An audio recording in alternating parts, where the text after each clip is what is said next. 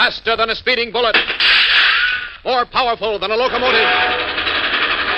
Able to leap tall buildings at a single bound. Look, up in the sky. It's a bird. It's a plane! It's Superman!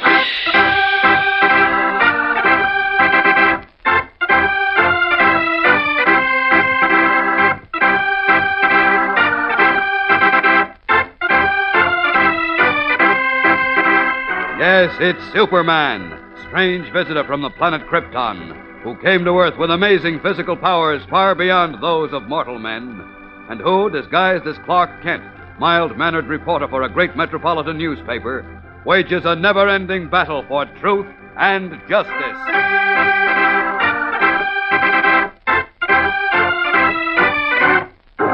Today, while Superman continues his efforts to find the boot, near the top of a snow-covered mountain, the international conspirator pockets his revolver and gazes down triumphantly at the man who lies at his feet. You fool. How could you think you could stop the boot, eh? So you have learned what all the others know. That no one can stop me. And now, in just a few minutes, I shall have that which will make me master of the whole world.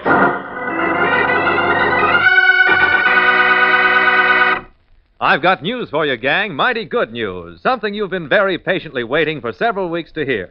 And I'm going to spill it before the end of this program, so be sure to stay with us. Meanwhile, there's something else I must tell you. Today, we can definitely tell you how you can bring a little happiness to those young people all over the world who are less fortunate than you. And this is it. Join the Crusade for Children. The Crusade for Children is a national organization formed for the purpose of uniting American boys and girls in an effort to save one half of their generation, the half that struggles so desperately for life in Europe and Asia. Members of the Crusade for Children, all young people, work to raise funds for food, clothing, and medicines, which will be used to help 230 million sick and starving children regain their health. The organization is sponsored by American Overseas Aid and United Nations Appeal for Children. If there is already a chapter of Crusade for Children in your town, join it now. If there is no chapter in your town, ask your mother or your teacher to help you organize one. Don't let 230 million hungry children down. They need your help. Do something about it now.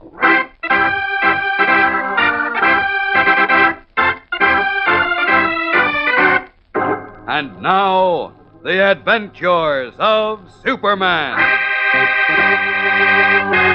Just before he died, a famous nuclear physicist named Sir Hubert Clay confided a secret to Freddie, his midget companion. A secret which involved the fate of the entire world. Then he instructed the tiny man to seek out a former assistant named Robert Archer. But before Superman, to whom the midget appealed for aid, could find Archer and bring the two together, an international conspirator called the Boot abducted Freddie and learned Sir Hubert's secret. Then, leaving word that the midget was to be liquidated, the Boot went by private plane to a lonely mountain on the Swiss border. Superman arrived in time to save Freddie's life, but not before the little man had been so seriously hurt that he could not be questioned. And now, in a waiting room of the Metropolis Hospital, Superman, in his disguise of Clark Kent, is with cub reporter Jimmy Olsen when Dr. Mercer enters. Here comes the doctor, Mr. Kent. Yes. How's Freddie, Doctor? I'm happy to say he's out of danger, Mr. Kent. Oh, fine. Gee, Wonderful. that's Yes, great. the little fellow's going to be all right. Can we see him now, Doctor? Oh, I'm afraid not, Mr. Kent.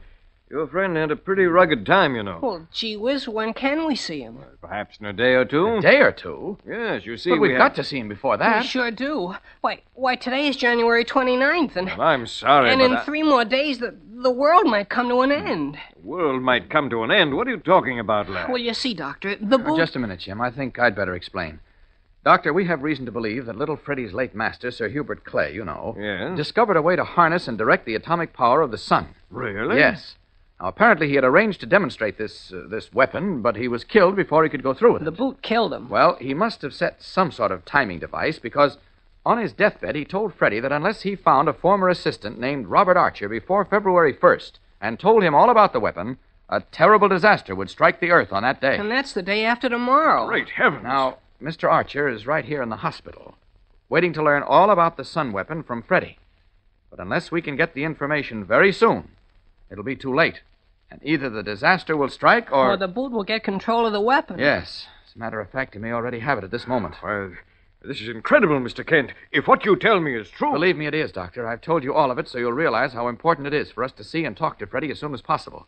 Because from now on, every minute, every second is of vital importance. And that's not kidding. Well, I must say, I'll see the head of the hospital at once, Mr. Kent. It may be possible, although I won't promise, that we can find some means to improve the patient's general condition temporarily so that he may be questioned. You must do that, Doctor. You must. Well, I'll see what can be done and report to you in a few minutes.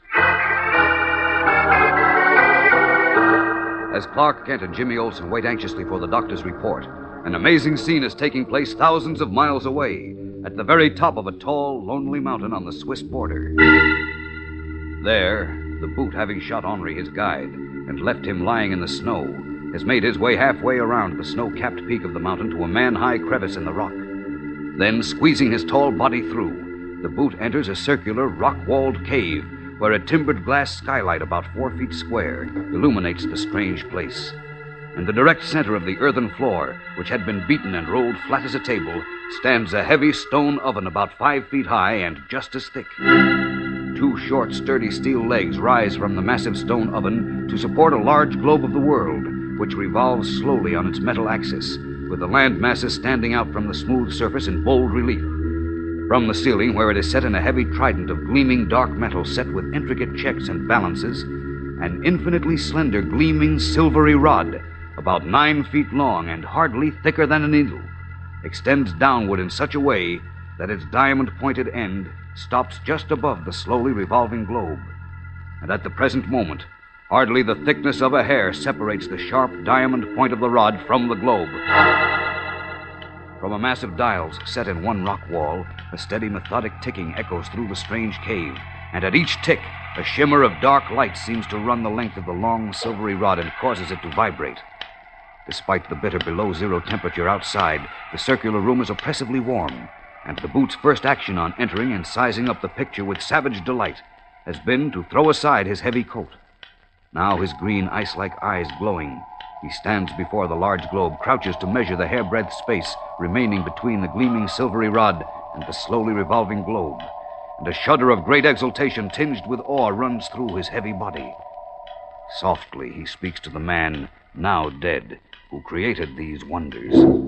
I told you, Sir Hubert, before I snuffed the life from your miserable body, that one day I would possess your secret. And now it is mine to use as I please, to destroy in one great puff of smoke those who dare defy me, and bring the rest of the world to my feet.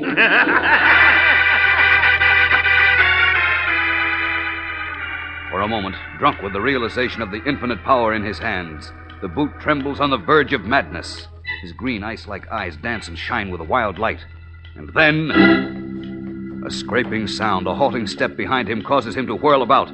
He stares, his mouth dropping open in disbelief. Across the room, bracing himself unsteadily against the rock wall, stands a pale, haggard, short-bearded man in mountain boots and mackinaw, one of whose arms, twisted grotesquely, hangs from his side. In the other hand, he clutches the short, double-pronged pickaxe of the mountain climber. He wets his gray lips with his tongue as his eyes, red-rimmed and feverish with great pain, gleam with fierce hate. The boot's voice gasps hoarsely, incredulously. You? No, it cannot be. Oui, Monsieur the Boot. It is I. But it cannot be, I tell you. I kill you. You are dead. His eyes wide with disbelief, the boot stares at the man across the room, who calmly looks back, a thin, painful grin creasing his leathery face. Who is this man? We'll be back in a moment to find out in the stunning climax of today's episode. So keep listening. Well, gang, here's the good news you've been waiting to hear. The judging of winners in the Superman Hidden Word contest is coming to a close.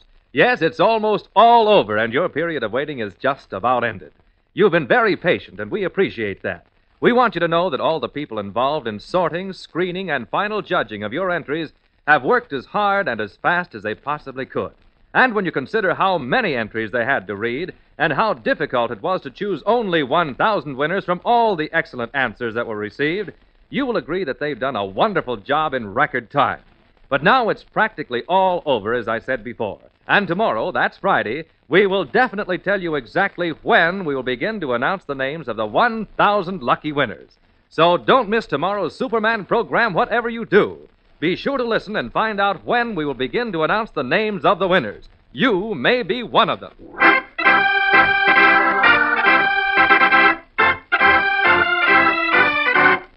And now, back to the adventures of Superman. In the late Sir Hubert Clay's mountaintop cave, the boot faces a badly injured man who holds a mountain climber's short, two-pronged pickaxe menacingly in his hand. No, it cannot be. I kill you. You make the mistake, Monsieur Boot. Almost you kill me, Henri, but not quite. Now I've come to kill you. No, don't move, Henri. I warn you. It's an empty warning, monsieur. Your pistol, it is in your overcoat there across the room. Take but one step toward it, and I will plunge this pickaxe into your heart. Listen to me, Henri. I did not mean to shoot you. You lie, monsieur. You tried to kill me because there is something here you wish to steal. I do not know what it is. But Sir Hubert, whom you have murdered, he has told me you are an evil man. The most evil man in the whole world. That is not true. Listen to me, Henri.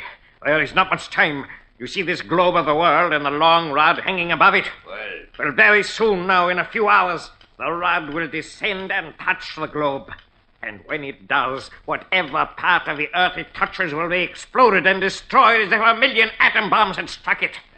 What nonsense is this? It is the truth.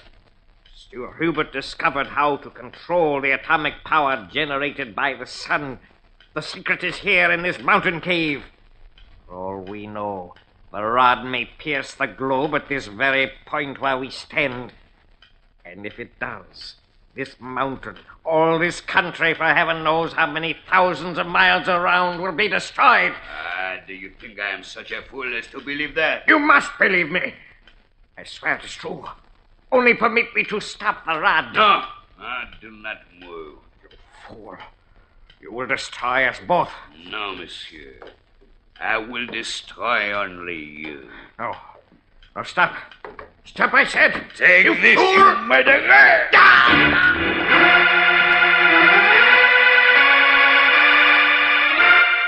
As the short axe hurled by Henri strikes the boot, the conspirator spins about, then falls to the floor of the cave where he lies face down, arms extended.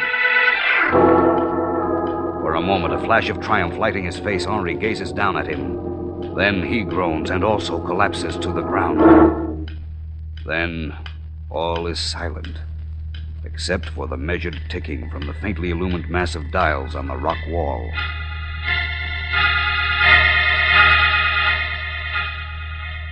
What will happen as the long needle-like rod lowers its diamond point of destruction nearer and nearer to the globe?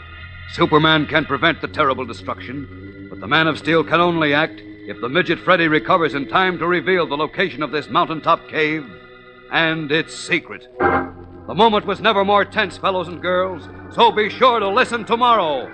Tune in, same time, same station, to Chapter 13 of Dead Man's Secret on The Adventures of Superman.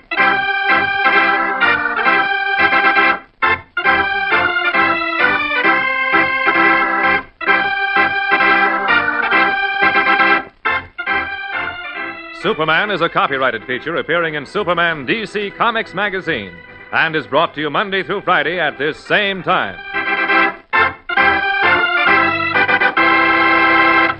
This program came from New York. Stay tuned to your mutual station for Captain Midnight, which follows in just a moment.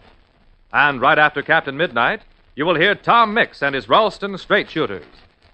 This is the Mutual Broadcasting System.